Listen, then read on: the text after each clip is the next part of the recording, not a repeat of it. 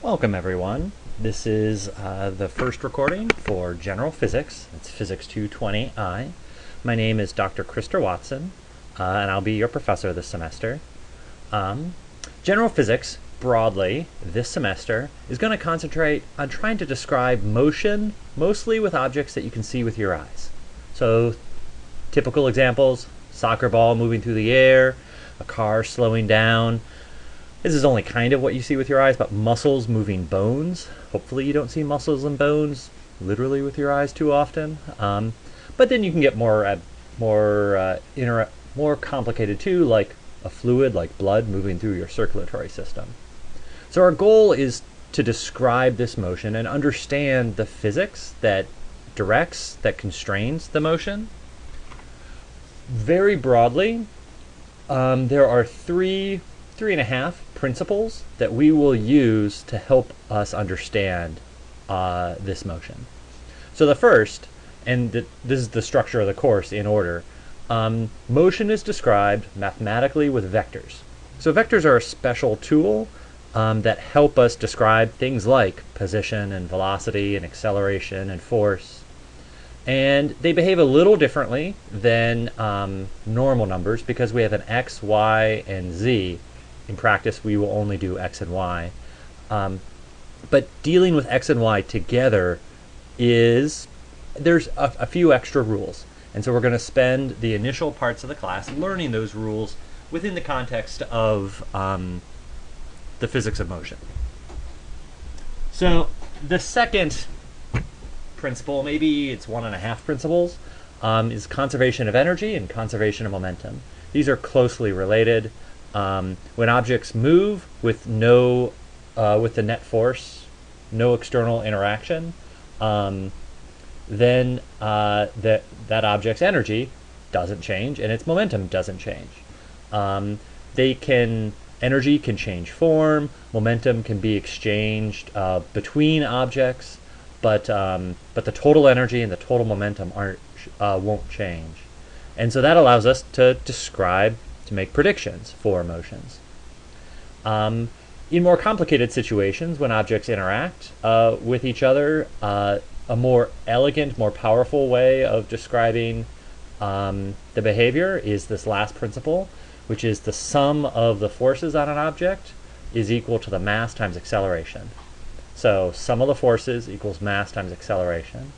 In many ways, you can think of this class as leading up to and summarized by the sum of the forces equals mass times acceleration. That's kind of a big deal. Okay, let's talk about class structure. Roughly, you should think about there being 2 deadlines every week for this course.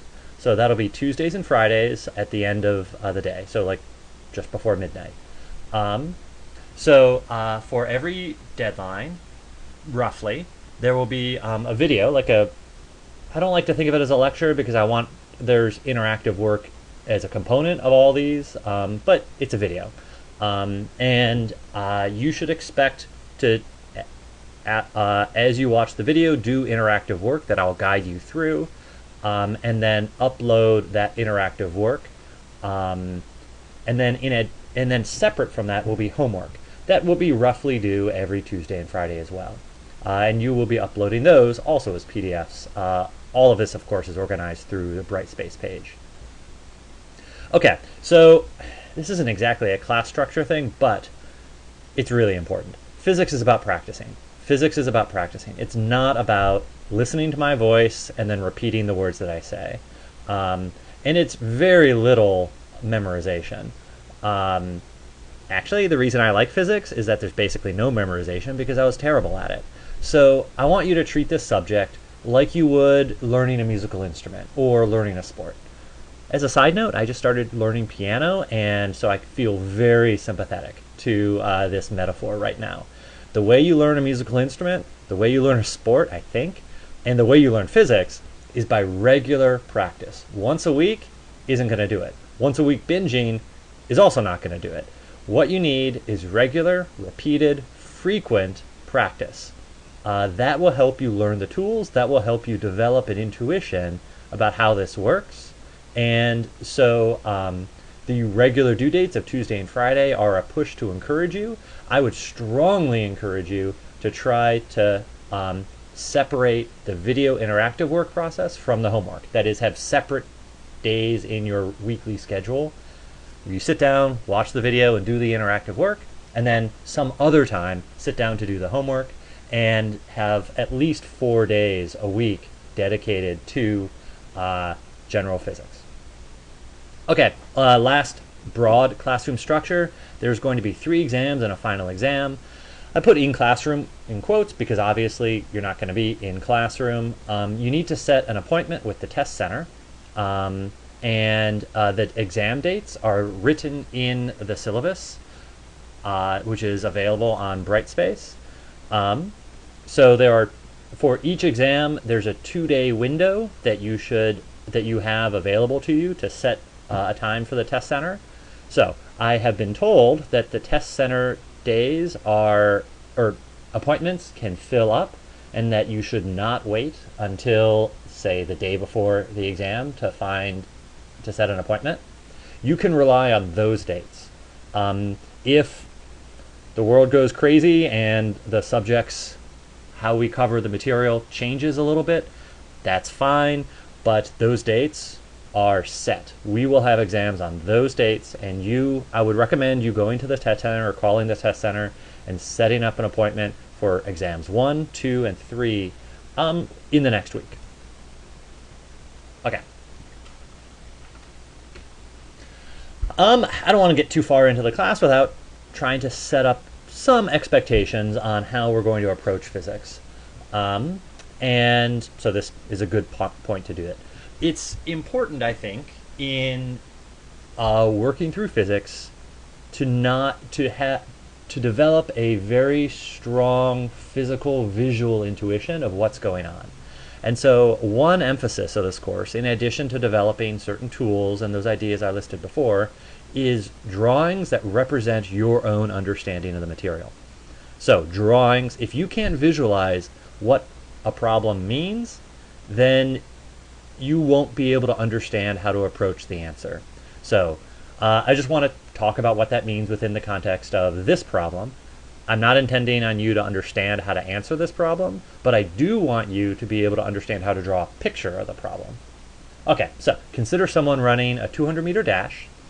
A simple, reasonably accurate approximation is that they accelerate for the first 50 meters of the race, and their acceleration during that 50 meters is 1.5 meters per second squared. The remainder of the race is run at constant velocity. This is, by the way, a good approximation for how like an Olympic runner would behave. So the question is, how quickly do they run the race? We're not going to answer that question right now. What I want to talk about is how you would draw this problem. That is, the goal is to draw a picture, and one measurement you can use for yourself is every number in the problem should be represented in the picture correctly. So 200 meters, 50 meters, 1.5 meters per second squared, those numbers should be in the problem, should be in your drawing, and they should represent what something in the drawing should physically represent what those numbers mean. In this case, that one answer would look like this. So, by the way, I was not an art major. You will see lots of stick figures, lots of boxes, lots of circles in my drawings this semester. Okay, so I draw a person, stick figure. I've represented them at the starting line on the left here, and then in the middle of the race, well, a quarter of the way through the race, roughly. So for the first portion of the race, their acceleration is 1.5. So I put an arrow, acceleration points, in this case, to the right, and it's equal to 1.5 meters per second squared.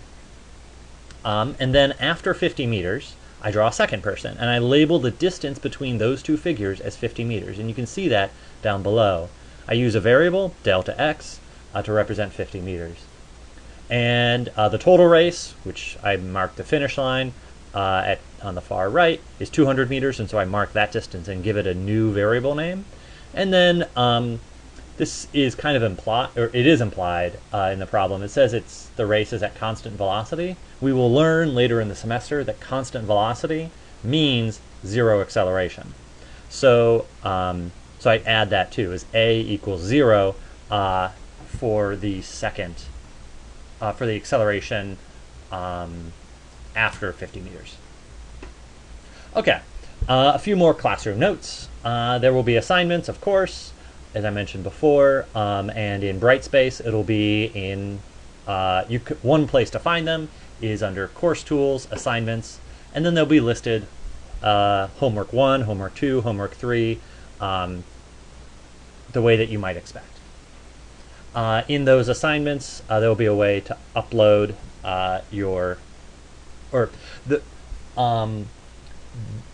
the way that I want you to do homework is, of course, organized all through Brightspace. Most homework will involve writing answers on a piece of paper. Occasionally, you might want to use a word processor, but really, the vast majority of the homework will be writing on a piece of paper, like with a pen or pencil. In order to make the whole handling of homework smooth, you should figure out a way to convert that piece of paper into a PDF.